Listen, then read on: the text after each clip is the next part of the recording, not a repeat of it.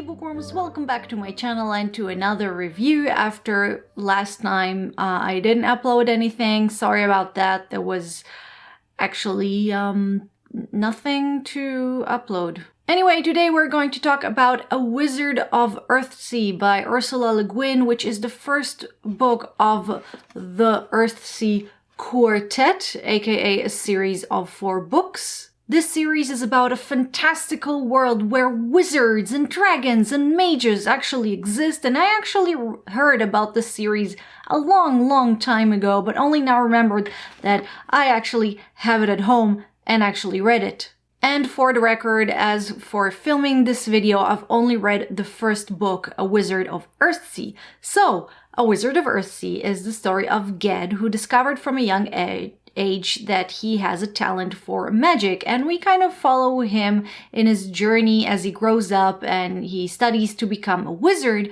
But a stupid mistake he made when he was young and foolish made him decide to dedicate the rest of his life to trying to fix it. Now, right from the start, this book gave me really strong The Name of the Wind vibes, and if you remember, I really hated the book The Name of the Wind, but in case you're of the same opinion as me, let me assure you, A Wizard of Earthsea is a lot better. In fact, A Wizard of Earthsea is The Name of the Wind done right, and written like 4 decades previously. It is obvious that Rothfuss took inspiration from Ursula Le Guin, but while Kvothe was an arrogant Mary Sue that always did right, was loved by everyone, and was never in actual danger or faced any sort of difficulties, one of my favorite parts about The Wizard of Earthsea is just how humanly flawed Ged is, and the growth his character reaches by the end of it. At the beginning of the book, Ged is arrogant and impatient at first, but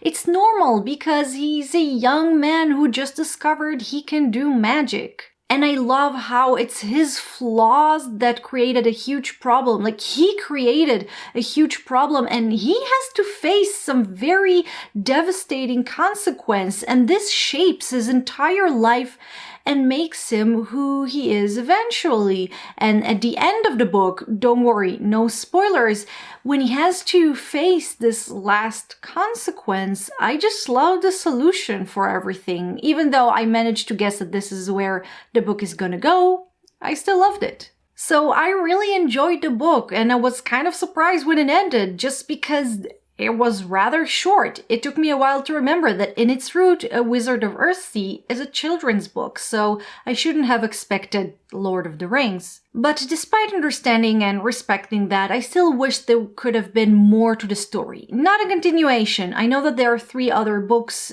later in the series, but in the book itself, it kind of felt like I was reading a Sparks Note version of the story, which is basically my only complaint about the book. There was just too little of it. I assume that the rest of the books are either about Ged in his later years or maybe about other characters of the same world, but I would have loved to have read more about Ged's time at school, for example, or later when he has this time period where he just travels from one place to another. And yes, I understand that this is a children's book, but I also felt like this lack of depth really affects the emotion in this book. For example, Ged meets 2 characters in his school. One of them becomes his best friend, and the other becomes his nemesis. But this is just because one of them just happens to be a really nice guy and the other is just very mean.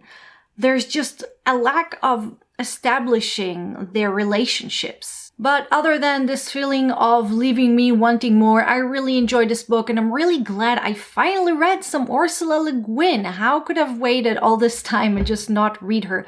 But now, since I remembered that I have the quartet at home, I'm going to continue and read it, and it will probably take me a week to finish it. But that's it. That's my review on this fun, charming, fantastic book. It was so much fun to go ahead and read again some more books that are so deeply into magical world. I kind of feel like this is a mini Brandon Sanderson kind of a book. So if you're into that, but you want to recommend something that's a little bit more easy to read, or this can be really perfect for younger readers who are into fantasy and don't want something too heavy, too big, too long, too, I don't know, sexual maybe, then this is really perfect. So guys, thank you very much for watching this video. I really hope you enjoyed it. If you did, please don't forget to click the like button and to show your support, and also subscribe to my channel if you dare for some more book reviews. And in case I piqued your interest, go ahead and check my review of The Name of the Wind. I will link it down below.